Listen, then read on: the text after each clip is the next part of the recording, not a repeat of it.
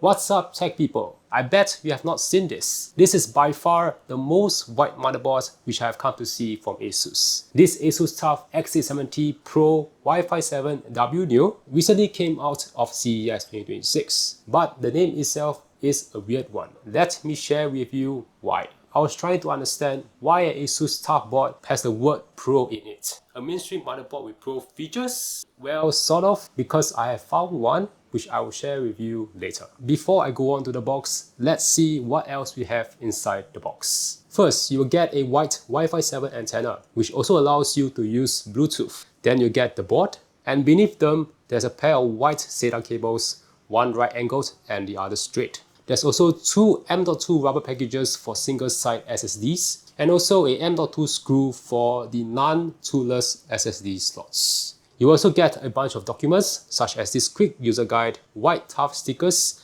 and info about ASUS web storage. I wasn't joking when I said this is the most white board from ASUS. Even their ROG Strix -A boards do not come close. But what's not surprising is the weight of the board. ASUS TUF boards may not be blinked out as the higher-end ROG Strix or ROG line, but they are made to be tough and durable. I believe most of the mass comes from this relatively thick-ish PCB, as well as the silvery white, pretty well-designed North Bridge back I/O area. Let's start from there. This is the standard thickness for TUF motherboards, where it covers the chokes on the left and extends all the way to the back I/O. There's the distinctive TUF military artwork on both the top and the back. At the back, this board gives you a pretty interesting arrangement for ports. ASUS has decided to move up the 5G LAN port to the top, perhaps to give it more space rather than have it next to the Wi-Fi 7 connectors. Before I go on to the USB, a quick rundown on the other ports. You will get a HDMI 2,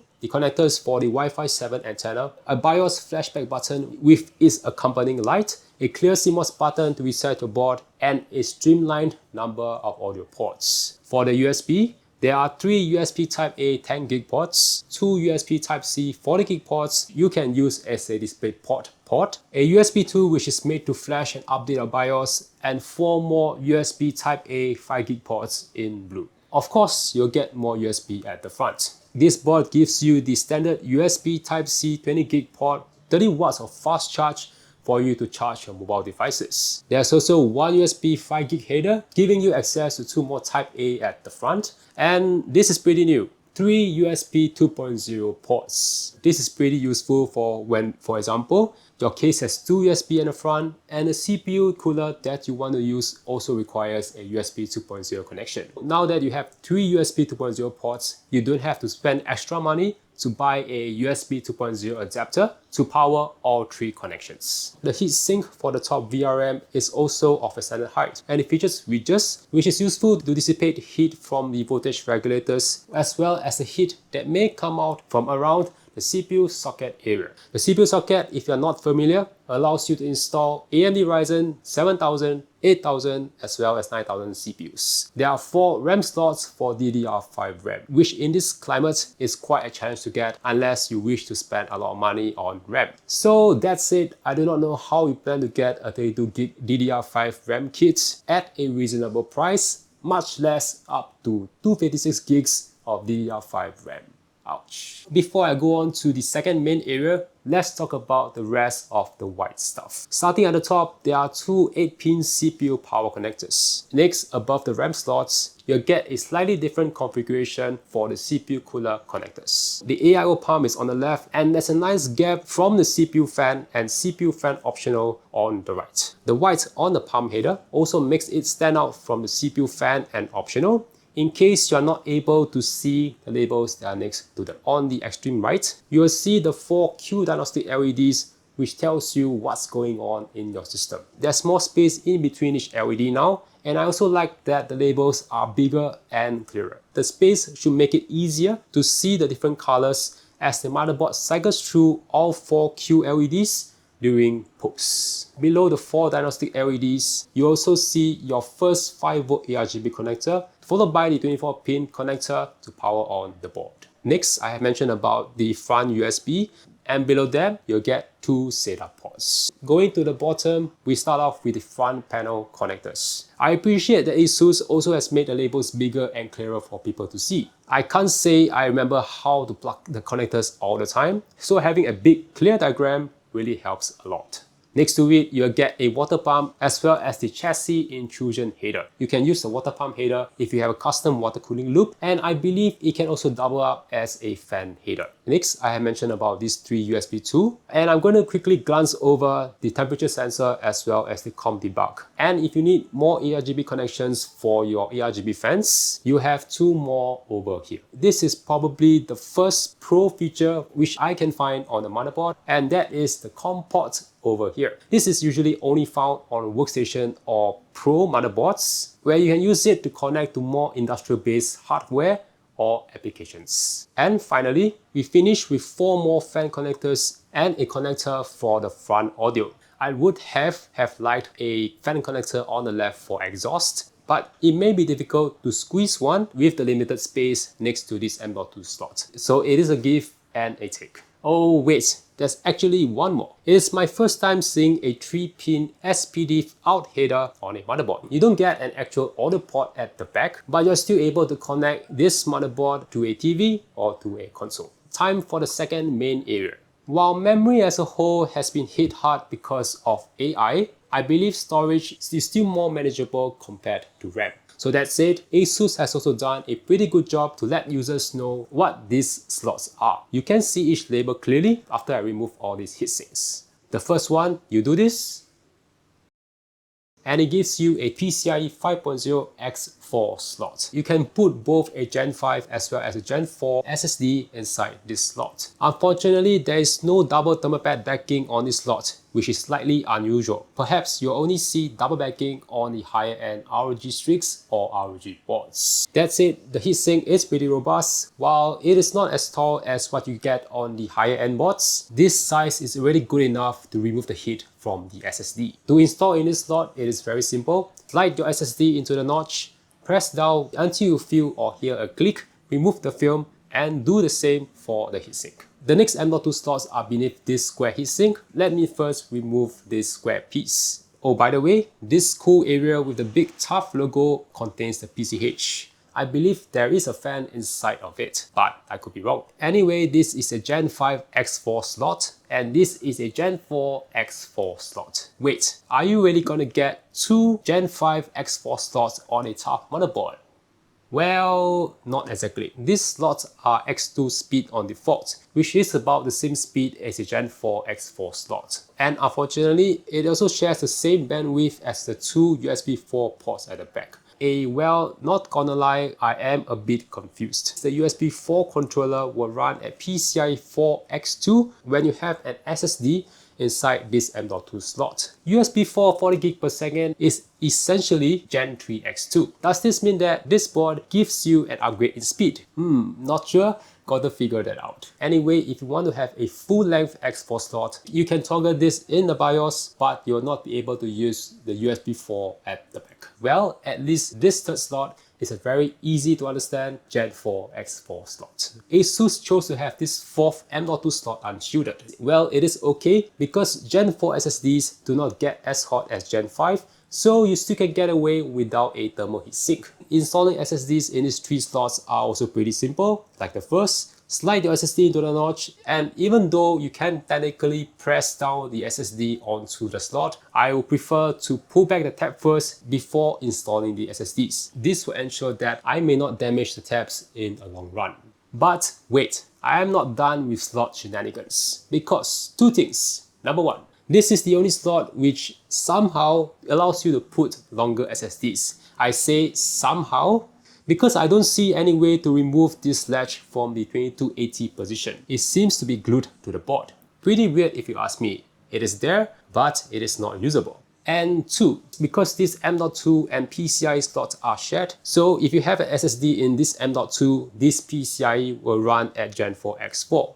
And correspondingly, if you have something like a capture card in this slot, this fourth M.2 slot will run at Gen 4 X4, which is not exactly surprising because this bottom slot always ran at Gen 4 X4 speeds. This slot may physically look like a full-length X16, you can see the full-length teeth, but electrically it has always been a X4 slot. However, if you have both an SSD and a capture card installed in both slots, both of them will run at half speeds, from X4 to X2. Wow, lane sharing is quite a challenge.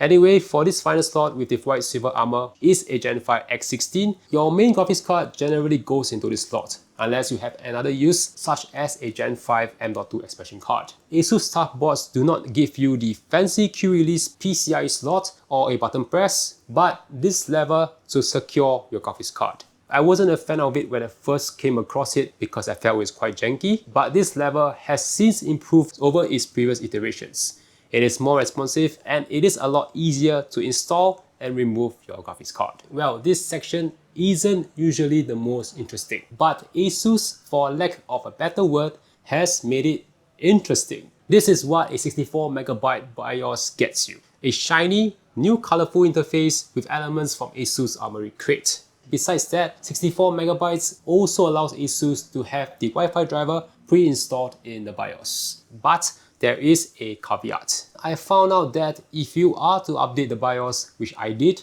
the BIOS somehow loses the Wi-Fi driver. I can't be sure if this applies to all new boards or is the BIOS version, but should you also encounter this issue, don't worry, just go on to the motherboard website, download the driver onto a USB stick and plug it into your PC, install it, and you're good to go. So anyway, besides the upgraded interface, the BIOS itself is more or less the same. So on basic mode, you can get most of the data that you require for the BIOS. So you see elements from Armoury Crate on the left with the CPU temperature and the motherboard temperature, your CPU that you use, the memory that you have, as well as whether you have turned on Expo for your RAM. I'm just going to easily turn on Expo. On the center, we have various quick functions such as Easy Flash, SVM mode, ERP ready, Aura for your RGB lights, network stack, as well as to download ASUS Driver Hub, onboard development, and my hotkey. On the center, we have the Q-Fan control. So I've just realized that I've actually plugged into the CPU optional instead of the CPU fan.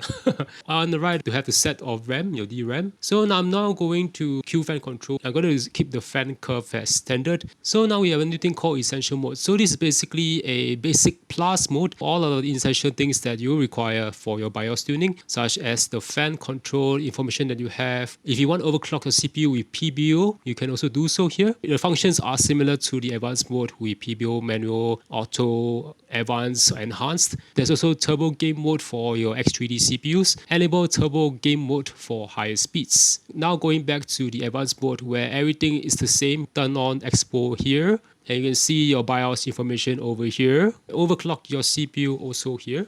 See your various advanced features such as TPM, the onboard devices. You can see that Wi-Fi and LAN are automatically enabled. You can toggle for the last slot.